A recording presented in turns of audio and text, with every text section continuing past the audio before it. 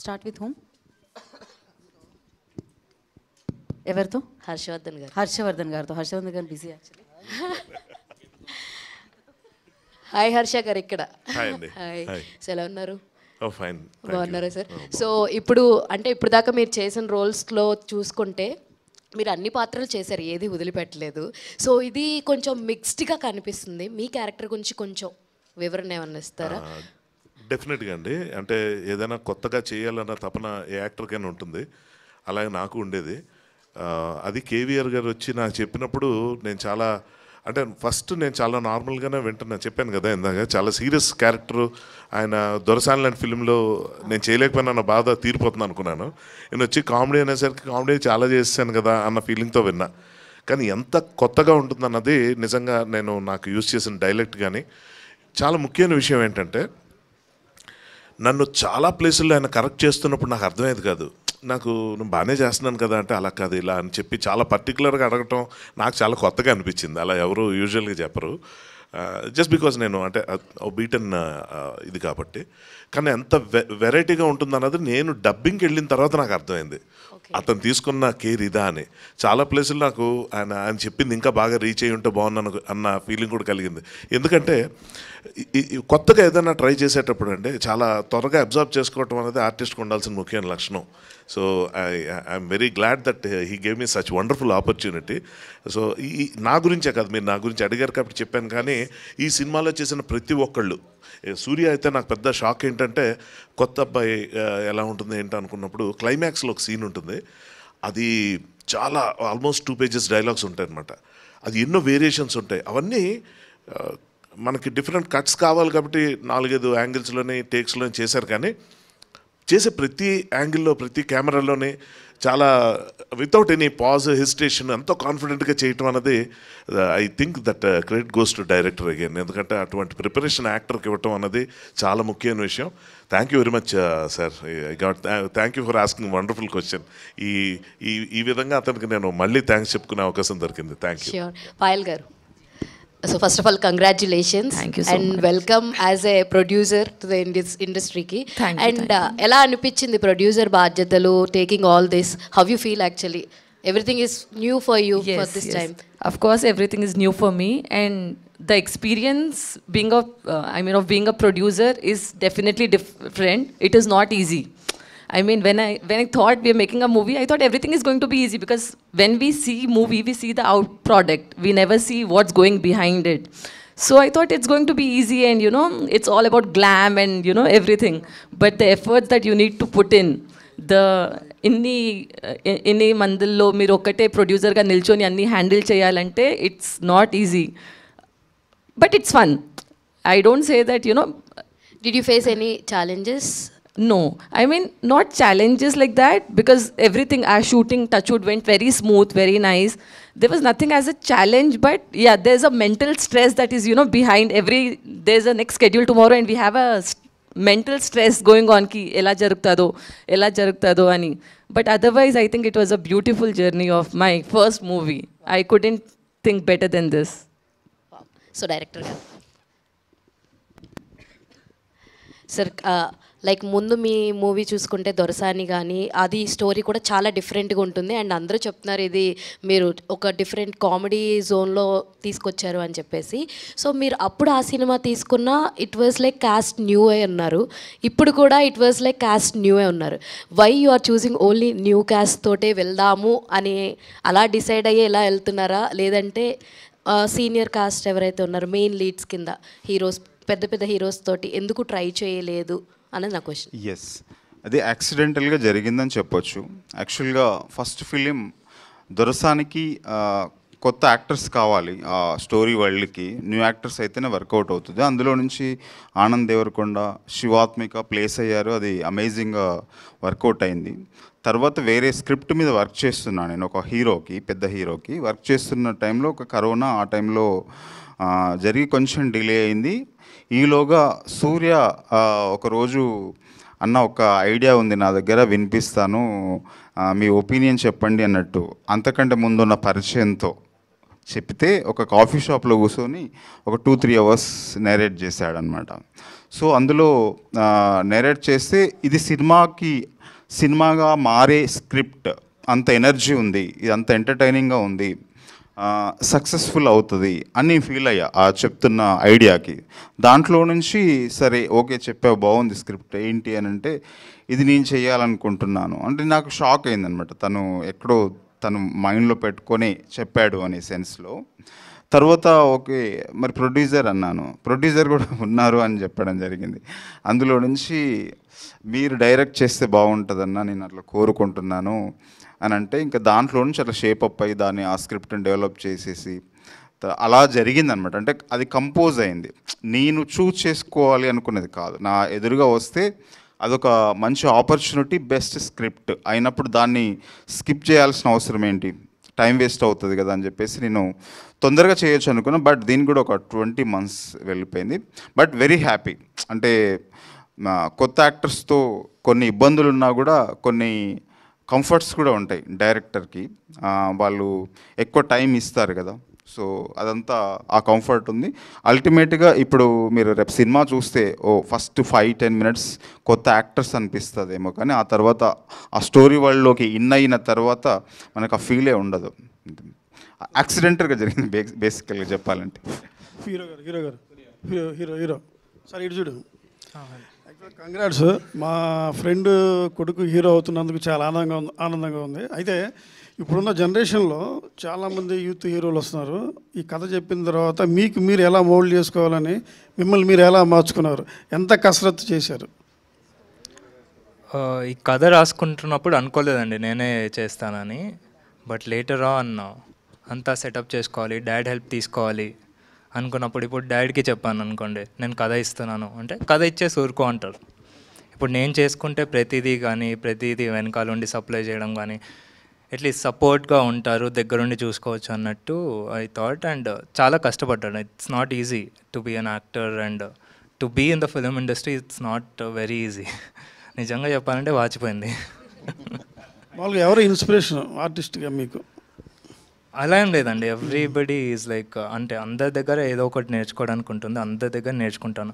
చాలామంది ఫెయిల్ అవుతుంటారు, వాళ్ళే నా ఇన్స్పిరేషన్. ఎందుకంటే they never give up and they keep continuing.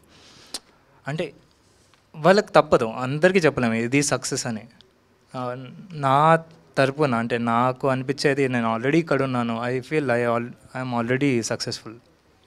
Okay, thank you. Harshavardhan గారు, మీరు మల్టీ టాలెంటెడ్ పర్సన్ అని చెప్పాలి సార్. ఎందుకంటే మిమ్మల్ని దగ్గరుండి బాగా చాలా సీరియల్స్ని చూసిన వాడిని. ఎప్పుడు పరిచయం డైరెక్టర్గా మీలో రచయిత ఇవన్నీ ఆర్టిస్ట్ అన్ని కోణాలు ఉన్నప్పుడు యాజ్ ఎ డైరెక్టర్ చెప్తున్నప్పుడు మిమ్మల్ని ఏది డామినేషన్ చేసింది? మీరేమన్నా సూచనలు కానీ కథలో ఏమన్నా మార్పులు కానీ చేశారా? అది యాక్చువల్గా స్వతహాగా నాకు ఆ గుణం ఉందండి. అదేంటంటే దూరిపోయి ఏదేదో ఆలోచించి మాట్లాడుతూ ఉంటాను. అయితే బేసిక్ ఏంటంటే ఆ అవసరం నాకు ఫస్ట్ డే నుంచి కూడా కనిపించలే. ఎందుకంటే అంత ప్రిపరేషన్తో కథ రావడం అనేది నేను ఎక్స్పెక్ట్ చేయలేదు యాక్చువల్గా. ఎందుకంటే ఫస్ట్ సర్ప్రైజ్ ఆయన ఈ జోనర్లోకి ఎంటర్ అవ్వటం, రెండో అబ్బాయి కథ రాయటం. వాళ్ళు వచ్చి చెప్పగానే అసలు నేను ఫస్ట్ మ్యామ్తో అదే అన్న, 2-3 లాంగ్వేజ్లో చేయించండి, అట్లీస్ట్ తమిళ్లో కూడా ప్లాన్ చేయండి ఇది, ఎందుకంటే చాలా అరుదుగా దొరుకుతాయి ఇలాంటి కథలు అని. బట్ ఇప్పుడున్న ఓటీటీ వల్ల ఏంటంటే అన్ని లాంగ్వేజెస్లోకి వెళ్ళిపోతుంది ఇది. సో ఇటువంటి కథకి నేపథ్యం లేకపోతే ఒక నేటివిటీతో పని లేదు, ఎమోషన్ అది ఫన్నీగా వెళ్తుంది. సో చూసినప్పుడు నాకు చాలా హ్యాపీగా అనిపించింది అన్నమాట. అంటే ఒక పర్ఫెక్ట్ స్క్రిప్ట్ చేస్తున్నారు, అన్ని రకాలు ఉన్నాయి ఇందులో, అది చాలా అరుదుగా జరుగుతుంది. ఇందాక అదే అన్న, చాలా మంచి బ్లెండ్ చేశాడు స్టోరీని. సో ఇంకా నేను ఒక వైట్ పేపర్ లాగా వెళ్ళాను తప్ప నా బ్రెయిన్ ఏం పెద్దగా ఉపయోగించాల్సిన రక్తపాతం చూపించారు, మామూలు కాదండి. కాదు అస్సలు నాకు అంత రక్తం, నేను అంటే ఎంత అది ఫేక్ రక్తమైనా చూస్తే కళ్ళు తిరిగి అంత బ్లడ్ పెట్టారు. అది thank you. Thank you. Hello అండి, హాయ్. ట్రైలర్ బాగుంది. Thank you. క్రైమ్ కామెడీ కదా, కథలు అంటే చాలా కథలు వచ్చాయి, కానీ దీంట్లో మీరు cinema is the most beautiful fraud in the world. Cinema అంటే సినిమా ప్రపంచం అనేది ఒక అబద్ధం. నిజం చెప్పాలంటే ప్రాక్టికలీ స్పీకింగ్ మనం చేసేదంతా అబద్ధం, కాకపోతే we're trying to entertain people whatever we do. So it's a beautiful fraud which is not wrong. అందమైన అబద్ధం వర్డ్ని కానీ సినిమా కంటే అందమైనది ఏముంటుందండి? మీరు చెప్పండి. ఇప్పుడు థియేటర్కి వెళ్తాడు, సినిమా కంటే ఏడిపిస్తుంది అది, దానికంటే అందమైనది ఏముంటుంది? బట్ బయట ఎవరైనా ఏడుస్తుంటే బాధ వేస్తుంది, బట్ సినిమా చూస్తుంటే అది ఒక వేరే ఆనందం కదండి. So I thought it will be the best tag line. అంటే డైరెక్టర్ గారు కూడా విన్నారు ఆ ట్యాగ్ లైన్ అండ్ ఈ సపోర్ట్, ఇది చాలా బాగుంటుంది. అంటే కథ కొంచెం సినిమా బ్యాక్డ్రాప్లో ఉంటుంది, క్యారెక్టర్ కొంచెం సినిమా బ్యాక్డ్రాప్లో ఉంటుంది కాబట్టి మేము ఆ ట్యాగ్ లైన్ యూస్ చేస్తాం. మీరు సినిమా చూస్తే అర్థమైపోతుంది ఈ ట్యాగ్ లైన్ ఎందుకు పెట్టామనేది. ఎస్,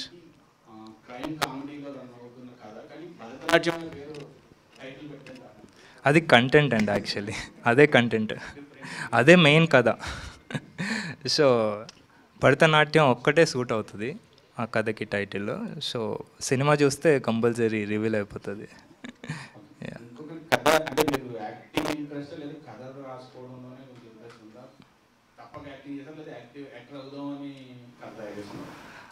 కథ తయారు చేసుకున్నప్పుడు నేను అనుకోలేదండి. As a writer I thought I'll go forward, but అనుకోకుండా సిచ్యువేషన్స్ ఉంటాయి, మీకు కూడా తెలుసు ఇండస్ట్రీ కష్టాలు. సో తిరిగి నా స్ట్రగుల్స్ నాకుంటాయి. మీరు మా ఫాదర్కి మీరు అందరూ తెలిసినా కానీ నా స్ట్రగుల్స్ నాకుంటాయి. అంత ఈజీగా సర్వైవ్ అవ్వలేము, ముందుకు వెళ్ళలేము. సో నా కథ నేనే చేసుకోవాల్సి వచ్చింది బేసికల్గా. To stand in like to come in to the films I had to do my own story.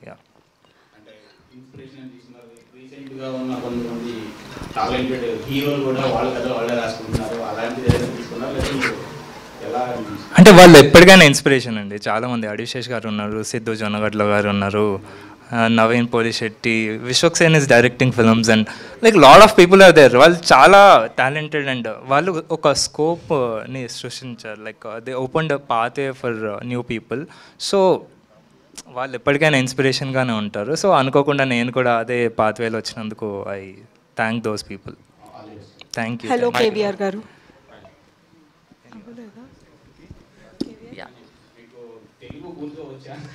వచ్చు, మాట్లాడుతున్నా కదా. నేను తెలుగులో విన్నా మొత్తం కథ, నాకు హిందీలో అవసరమే లేదు. నేను వనస్థలిపురం నుంచి, సో అక్కడ నాకు I can read Telugu, right Telugu, అంటే Telugu is not an issue నాకు. నేను తెలుగు రాయొచ్చు కూడా, చదవచ్చు కూడా, మాట్లాడచ్చు కూడా.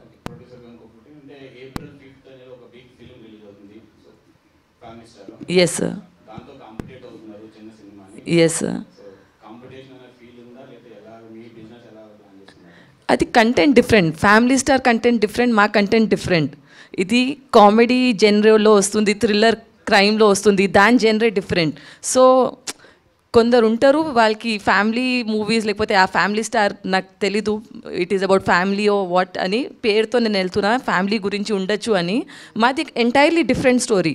సో పీపుల్ చాయిస్ కదా అది, వాళ్ళు ఏ మూవీ ప్రిఫర్ చేస్తారు, రెండు చేయొచ్చు, లేకపోతే యూనో మన ఇంట్రెస్ట్ పైన. Specially mass public I think వాళ్ళకి కామెడీ, థ్రిల్, క్రైమ్ ఇవన్నీ కొంచెం ఎక్కువ అట్రాక్ట్ చేస్తాయి. సో కాంపిటీషన్ ఉంది obviously, that's Vijay Deverakonda, not and small actor, but god పైన. Thank you sir. హర్షవర్ధన్ గారు ఇక్కడ కత్తి నరుకుతున్నప్పుడు టీజర్లో, అంటే ఒకళ్ళు నరుకుతున్నప్పుడు నాకు ఎందుకో యానిమల్ పార్క్లో రణబీర్ కపూర్ గారు నరుకుతున్న కసి కనిపించింది. సస్పెన్స్ లీక్ చేశారు, ఆ కసి కనిపించింది అన్న. కనిపించింది అంటే ఇంప్రవైజ్ చేశారా లేకపోతే మీ ఓన్గా ఏమన్నా? అదేం లేదండి, అది నిజంగా మెన్షన్ పడలేదు నేను. అదేలేండి, అంటే ఊపుతో లేదు, అదంతా ప్లాన్డే. ఇంకా ఆయన కింద నుంచి బ్లడ్ చిమ్ముతూ ఉంటే నాకే కళ్ళు తిరిగేవి, చాలండి అనేవాడిని. హోలీ పండగలా ఉంది నాకు.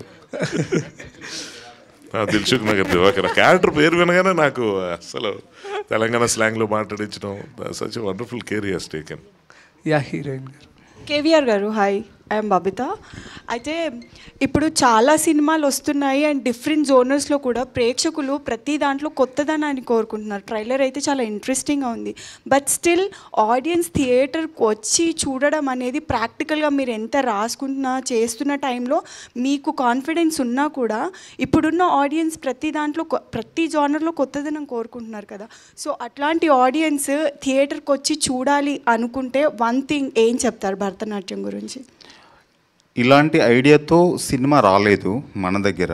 అదొక కొత్త ఎక్స్పీరియన్స్ ఇస్తుంది ఒకటి. రెండోది, ఆడియన్స్ ఆడిటోరియంకి వచ్చి ఏదైతే ఎక్స్పెక్ట్ చేస్తారో ఆ కొత్త ఐడియా దానిలో ఉంది. సో వాళ్ళకి కావాల్సిన ఎంటర్టైనింగ్లో ఉంది. సో దానివల్ల ఏ రకమైన డిసప్పాయింట్మెంట్స్ ఉండవు. వచ్చిన తర్వాత హ్యూజ్గా లాఫింగ్ ఉంటుంది. సో కొత్త కంటెంట్. సో డెఫినెట్లీ వర్కౌట్ అవుతుందని నమ్ముతున్నాం. అంటే ట్రైలర్స్ చాలామంది, అంటే ఇది ఇట్లా జరిగింది కూడా, ట్రైలర్స్ చూసి ట్రైలర్ చాలా బాగుంది అని చెప్పి ట్రైలర్ మీద హోప్ పెట్టుకొని థియేటర్స్కి వెళ్ళిన తర్వాత కూడా డిసప్పాయింట్ అయ్యే ప్రేక్షకులు ఉన్నారు.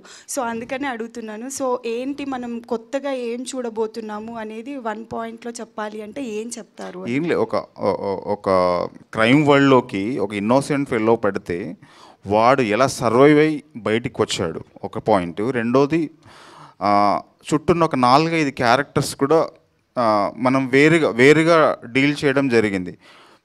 ఇప్పుడు హర్షవర్ధన్ గారిని తీసుకుంటే ఫర్ ఎగ్జాంపుల్, ఆయన ఇప్పటివరకు చేసిన సినిమాలు వేరుగా ఉంటాయి, ఆయన క్యారెక్టర్స్ ఇందులో వేరుగా ఉంటుంది. అంటే ఇక నుంచి ఆయన వేరుగా చూడడానికి పాసిబిలిటీ ఉంటుంది. అంత ఇంపాక్ట్ క్రియేట్ చేసే క్యారెక్టర్ అది కొత్తగా ఉంటుంది, దానికోసం చూడొచ్చు. అలాగే వైవహర్ష గారిది, అంటే హీరోకి ప్యారలల్గా అంత ఎనర్జీతో సినిమానంతా తీసుకెళ్ళి పిల్లలైతే ఇట్లా పగలబడి నవ్వుతారు. అంత ఎనర్జీతో అవుట్ అండ్ అవుట్ స్టార్టింగ్ నుంచి ఎండింగ్ వరకు అదొక క్యారెక్టర్. అజయ్ ఘోష్ గారు ఇట్లా ప్రతి క్యారెక్టర్ కూడా చాలా ఎంగేజ్డ్గా ఉంటూ వాళ్ళు ఇదివరకు సినిమాలో చేసిన క్యారెక్టర్స్ కాకుండా ఇందులో అది బ్రేక్ చేస్తూ కొత్తగా డిజైన్ చేయడం జరిగింది. అది డెఫినెట్లీ మంచి కొత్త ఎక్స్పీరియన్స్ ఇస్తుంది ఆడియన్స్కి. ఇదంతా కూడా మళ్ళీ ఎంటర్టైనింగ్లోనే మనం నవ్వడానికి ఉద్దేశించిందే. క్యారెక్టర్స్ చాలా సీరియస్, వాళ్ళకు వచ్చిన క్రైసిస్, వాళ్ళకి ఎదురుపడుతున్న సిచ్యువేషన్స్లోంచి వాళ్ళు చాలా సీరియస్గా బిహేవ్ చేస్తుంటారు. కానీ ఆ సిచ్యువేషన్స్ మనకు నవ్వించేలాంటి, ఇప్పుడు క్రైమ్, డార్క్ కామెడీ, ఈ కైండ్ ఆఫ్ ఫిలిమ్స్ ఉంటాయి కదా, వాళ్ళేం నవ్వించారు కానీ మనకు నవ్వొస్తూ ఉంటుంది ఆ kind of dark comedy. Harshavardhan గారు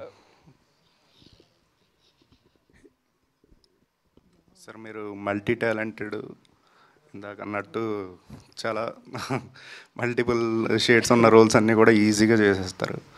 ఈ సినిమాలో కూడా మీ రోల్ ఇంట్రెస్టింగ్గానే ఉండేలా ఉంది. అయితే మా క్వశ్చన్ ఏంటంటే, మీరు డైరెక్టర్గా కూడా 2 సినిమాలు చేశారు. ఒకటేమో ఇంకా రిలీజ్ కాలేదు, ఇంకోటేమో ఎక్స్పెక్టేషన్స్ని అందుకోలేదు. సో డైరెక్టర్గా కంటిన్యూ అవుతారా? దాని విషయంలో ఏంటి?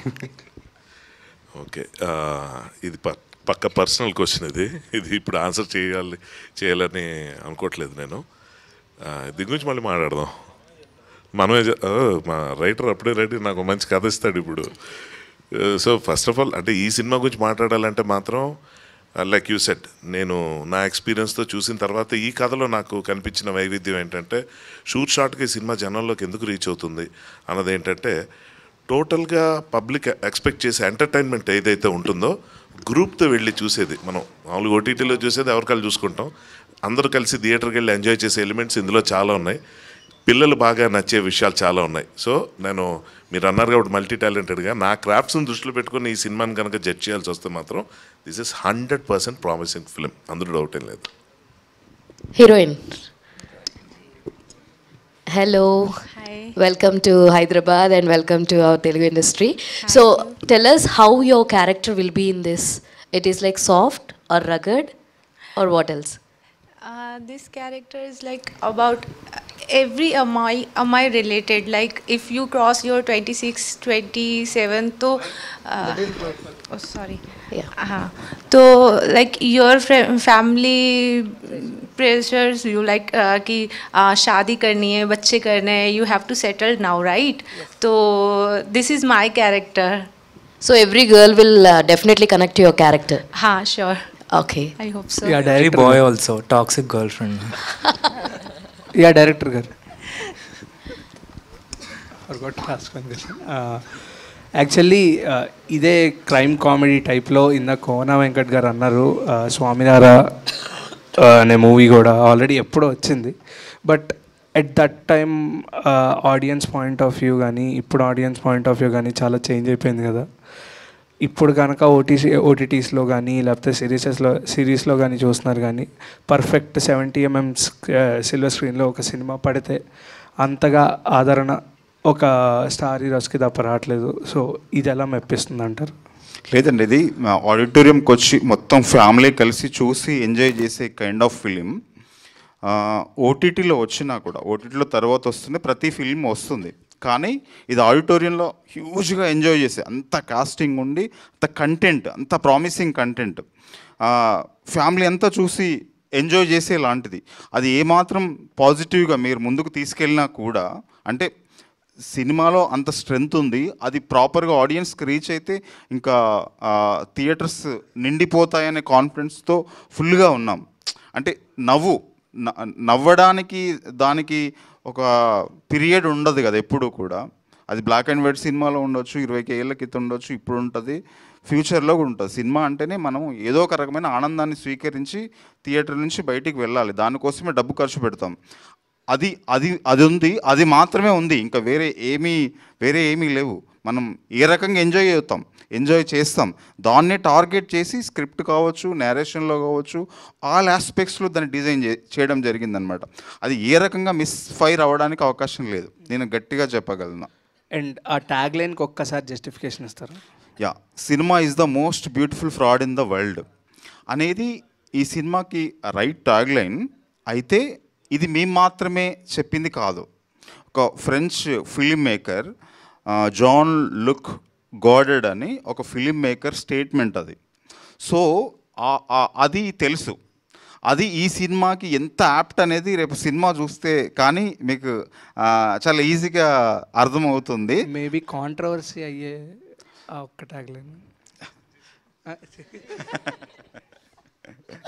అయితే ఇప్పుడు అలాగే ఏమన్నా అనిపించవచ్చేమో, సినిమా తీస్తూ సినిమా మీదనే ఒక సెటైర్, లేకపోతే సినిమాని ఒక ఫ్రాడ్ అని ఎలా స్టేట్మెంట్ ఇస్తారు అనేది అనవచ్చు. కానీ సినిమా రిలీజ్ అయిన తర్వాత, సినిమా చూసిన తర్వాత ఆ అభిప్రాయం మారుతుందని నమ్ముతున్నాము. ఆ ధైర్యంతోనే ఆ స్టేట్మెంట్ను పెట్టగలిగాం.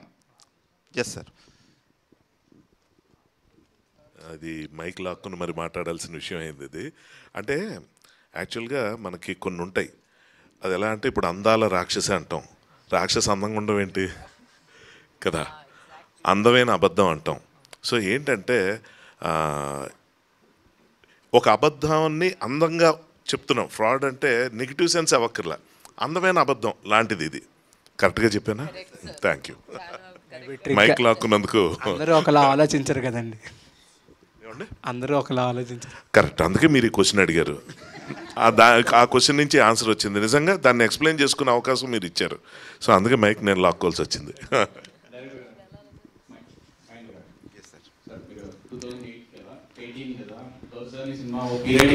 19 సార్.